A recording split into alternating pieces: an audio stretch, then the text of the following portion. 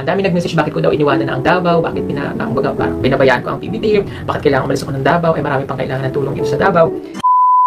So, kumusta mga Kanoisy? Welcome back sa ating YouTube channel, Filipinoisy. So, ngayong araw, panonoodin natin itong video ni Pugong Biyahero. Na-curious kasi ako kasi sa thumbnail at saka sa title nito. Parang kinat na ito ni Oragon Canoy, but syempre, credits to Pugong Biyahero kasi sa kanya tong video ito. Gagawan lang natin to ng reaction. Kasi yun nga, curious lang din ako kung bakit aalis siya ng Davao, Tapos yun, ang pamagat ng video ito, alis na si Pugong Biyahero sa Davao. Support Pugong Biyahero. Again, Oragon Canoy at syempre live to ni Mr. Pugong Biyahero. So support Pugong Biyahero. So yun, bago natin simulan, huwag niyong kalimutan subscribe Pugong Biyahero. Tapos yun, Filipinoisy. So di na natin ito patatagalin pa. Simulan na natin. Again, ang title ng video ito, aalis na si Pugong Biyahero sa Davao. Support Pugong Biyahero. Start. Ko lang sa inyo, bago po kami pumunta ng Mindoro, wala po kaming problema nila Kuya Eli. Nagkataon lang po talaga na nakaalis na ako noon dito at nasa sa Maynila na po kami. Okay? So yun po yung explanation ko lang. Regarding naman po kung ito para nasa 1,000 viewers na rin naman tayo. Maraming kasi ako na-receive na message dahil nagpunta nga po ako ng Mindoro at tumulong tayo sa mga kapatid at kababayan nating mangyan. Dami nag-message bakit ko daw iniwanan na ang Davao, bakit pinabayaan ko ang PBT, bakit kailangan umalis ako ng Davao, ay marami pang kailangan ng tulong dito sa Davao. Yung mga ganoon na message at comment na akin pong nabasa. Anyway, bale, natanong nga siya or baka nakitaan ng mga supporter na bakit meron bang issue, bakit aalis ka ng Davao, something like that. So, tuloy. Po yung kasagutan, okay? Kaya po tayo umaalis ng Davao, no? Hindi para iwanan ang Davao City. Okay. Umaalis po talaga ako, kaya nga di pa po, ang pangalan ng aking channel ay Pugong Biyahero. So tayo ay nagbabiyahe from different places ng Pilipinas para meron po tayong matutulungan. Nagkataon na sadyang nandito ako sa Davao pero maraming places na pinupuntahan at dito po ako nagtagal at bumalik ulit. Pero hindi naman po ibig sabihin na iiwanan ko na ang Davao City, iwanan ko na ang Okay, malinaw yun na hindi niya iiwanan yung Davao. Kumbaga, grabe, ngayon ko lang nalaman yun guys na kaya Pugong Biyahero yung pangalan niya ay dahil yun nga pugo daw siya or pugo na, alam niyo yung pugo na lumilipad daw tapos biyahero. So Pugong Biyahero. Okay. Ganun pala yun. Actually, to be honest, nung gumawa ako ng mga video patungkol sa kanya, naisip ko, bakit Pugong Biyahero yung pangalan niya? Siguro yan, Puging Biyahero yan. Tapos namali lang yung paglagay niya ng channel. Like, Puging naging Pugong, something like that. So, yun yung una kong thoughts kung bakit yan yung pangalan niya. Ang weird. Tuloy.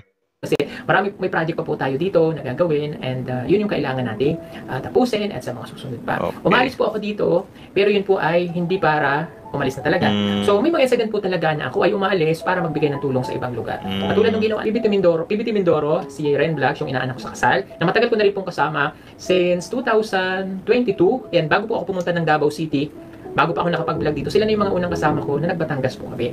So, dahil meron po tayong mga kababayan nating mangyan doon na katutubo rin, at ako po ay talagang tubong Mindoro, sabi ko, tutulong din ako dun sa mga kababayan ko na taga Mindoro. Kaya po pumupunta ako doon. So, para ma-introduce ko po ng maayos. Yung mga mangyan ba taga Mindoro? Comment down guys. Comment down nga kayo. Gusto ko malaman min. Ang team ay magtutuloy din ang pagtulong sa mga mangyan, mga katutubong mangyan. Yung kapatid ko po na si OnJ TV at si PBT Friends, yung part ng PBT Mindoro natin, sila po yung tutulong doon. Pero ako po, nandito pa rin sa Davao, lilipad doon, tutulong or any other places ng Pilipinas. Meron din po akong gagawin. Napupunta ako sa mga Aita, sa parteng norte, palapit na po yan. Tutulong din tayo doon. Kasi may mga katutubo pa rin tayo na mga kababayan po na nasa sa bundok na kailangan din nila ng tulong. So yung target niya palang tulungan mga katutubo, okay? And gusto ko pong mapag-aralan ang bawat kultura, ang bawat pamumuhay ng mga katutubong ito na hindi natin madalas nakikita o hindi na madalas nakatira ng tulong, hindi na pupuntahan. Ako na po yung gagawa o yung team namin yung gagawa ng way para marating po natin sila. Na po. So again, hindi po ako alis ng Davao, paganon-ganon lang tayo. Diba? Tulad ng sinabi ko, ang YouTube channel na pangalan ko ay Pugong Biyahero. Yung word na pugo, ay galing yan sa tiyahin ko. Shoutout kay Nanay Lorna. Yan. Nung bata ako, so pinangalanan siyang Pugo. Okay. Pinsan ko, ang tawag nila sa akin ay Pugo. So inisip ko yung Pugo, kaya naging Pugong siya. Pero kung titingnan nyo po, ang Ibo na tawag ay Pugo. So lumilipad kung saan. Kaya nilagyan ko siya ng biyahero. Yun po yung ibig sabihin nun. Pugo, parang Ibo na lumilipad kahit saan pupunta. No? Yun po yun. So, at least meron. Actually guys, to be honest, ngayon ko lang talaga nalaman yun. Like, what? Yun pala yung pinagkunan ng pangalan na Pugong Biyahero. Kasi something, meron tayong Kasi kapag gumagawa ka ng channel name, dapat may kabuluhan yan, di ba? Or may meaningful yan sa'yo. Gaya ko, ang pangalan ng channel ko ay Philippine Noisy. Kasi yun nga, noisy na Pilipino or Filipino na noisy. So, Philippine Noisy. Sorry naman. Again, hindi ako alis ng Davao, hindi alis ng Mindoro. Pag ganon tayo, kung saan tayo makakatulong. Okay. Di ba? Yan. Nice. And kung napanood niyo yung unang vlog ko, yung mga solid brewers natin na nakapanood na sa akin since day 1, ang una kong binlog ay Laguna, Binyan, Quezon, Batangas, part ng Mindoro, saan pa ba? Tapos dito sa Davao, Ang dami. Pangasinan, Ang dami na pala, no? nakarating din kami doon. Saan pa ba? Ayun, yun yung mga napupuntahan ko at patuloy tayong tumatawid Di na niya naalala sa dami ng natulungan niya, men. saan meron po tayong matutulungan. Okay? Good evening po sa lahat. Ayan, Florida Boss. O yan, sana po naintindihan nyo na po. Hindi po kaalis ng Davao. Okay. Hindi rin ako alis ng Mindoro. Pag ganon tayo. Ayan. Parang magta-travel lang siya. Diba? Mas masaya kapag marami tayong natutulungan at hindi tayo nag-i-stay lang sa isang lugar. Tama. No? Yung Davao, akala natin maliit lang siya. Sabi nila, bakit lagi nila ako nandito? Davao City is a large city. Boom. Siya yung pinakamalaking syudad sa Pilipinas. Diba? Davao region is napakalaki. May Davao Talaga ba? Ngayon ko lang din nalaman yun. Ang ob-ob ko talaga, men. Oriental, Davao Occidental, Davao de Oro, and Davao del Sur, Davao del Norte. Napakarami, napakalaki niyan. So yun yung mga pinupuntahan po namin na iba't ibang lugar. Nakapunta na kami ng Agusan, punta na kami ng Jensan, at pupunta rin kami ng Cotabato, at pupunta rin po ako ng Tawi-Tawi. Wow. Ayan, abangan yan. Pupunta rin ako ng Tawi-Tawi. Dahil meron din tayo mga katutubo, no? Nandiyan yung mga katutubo nating Badjao, and marami pa na hindi ko pa alam na mga lugar na... O nga na, tayo ba? Siguro yung ibang generation natin ngayon, hindi na nila alam na meron pa tayong mga katutubo or yung mga lumang tao natin na, mga makalumang tao pa ba? Makalumang pamamaraan pa yung ginagamit nila, like kagaya dyan, mga ITAR whatsoever, di ba?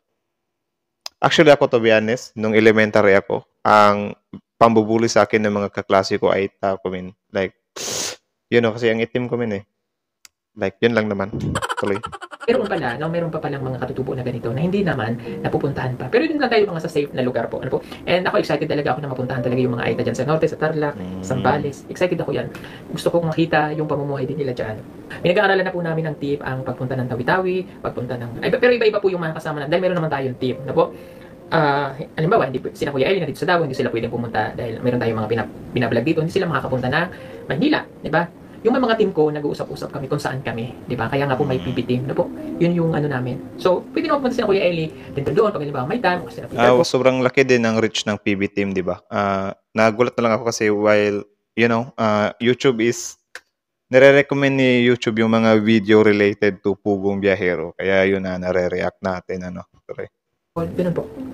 Opo, andun po sa mga nagpapadala ng package, ibigay ko din ibang address, may mga darating ng package sa Mindoro para matulungan din po natin yung mga kapatid nating katutubong mangyan. At pwede rin po kami tumanggap sa Luzon para naman po sa mga kapatid nating Aita, dadalhin din natin doon po. Magti-thank you lang ako again sa inyong lahat, sa inyong suporta at pagpamahal.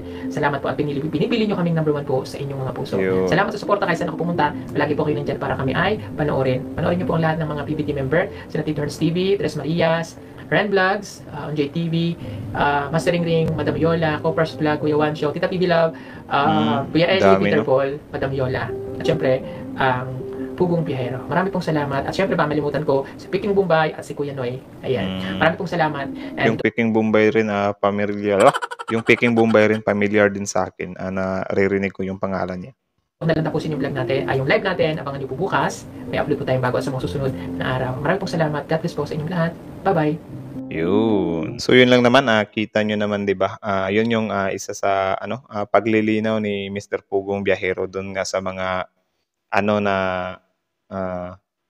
parang lilipat siya ng lugar pero not ibig sabihin no na iiwan niya na yung Davao. Kumbaga, yun nga, ang gusto niya lang gawin ay mag-spread pa or to explore other katutubos para matulungan niya. Bali palipat-lipat lang daw siya. Kumbaga parang nagta-travel lang talaga siya, men. Kasi nga, yun, ayon nga din sa kanya, yung pangalan niya is Pugong Biyahero. So it means Pugo is something na, ibon ba yung Pugo, guys? Or manok? Pero ibon, di ba? Ibon. Ub-ub ko talaga. So, yun, Pugong Biyahero. Like, yun, sabi ko nga sa inyo kanina, nagwa-wonder din ako nitong mga nakarang araw kung bakit kaya Pugong Biyahero yung pangalan niya. So, I thought Poging talaga yan or Poging Biyahero talaga yan. Tapos, nagkamali lang siya or siguro, something like that. So, yan yung iniisip ko dati kung bakit Pugong Biyahero yung pangalan niya. Pero gulat ako kasi ngayon pinangalanan siya ng ng tita niya na Pugo. Tapos yun, alam niyo naman kapag idudugtong mo yung isang word, sometimes need mo siyang dagdagan ng NG, di ba? So, Pugong Biyahero. So, yun pala yun. Gulat ako doon, men. Grabe yun, grabe yun. Like, legit talaga. Nagulat talaga ako. Okay, yun. Ngayon ko lang nalaman yun, Tapos yun, malinaw naman siguro sa inyo kung bakit nga yun na yun. Nga aalis siya sa Davao pansamantala, no? Pero not ibig sabihin nga ay ano na siya, aalis na siya. So, yun lang naman. Again, support Pugong Biyahero. Ayun lang naman guys, kayo anong masasabi nyo dito? Comment down below, pag-usapan natin yan sa comment section. So yeah, that's our reaction. At yun, Uragon Kanoy, supportahan nyo. Tapos syempre Pugong Biyahero, yung original video link nasa description box below. Pati na rin yung live video niya na ito, no? Kasi sobrang haba nito, men. Pero nakita ko na to kanina, di ko lang talaga siya natapos and then nagulat ako meron din ito. So, okay. Naman, again, maraming salamat sa panonood. Filipino is out. Thank you so much for watching, guys.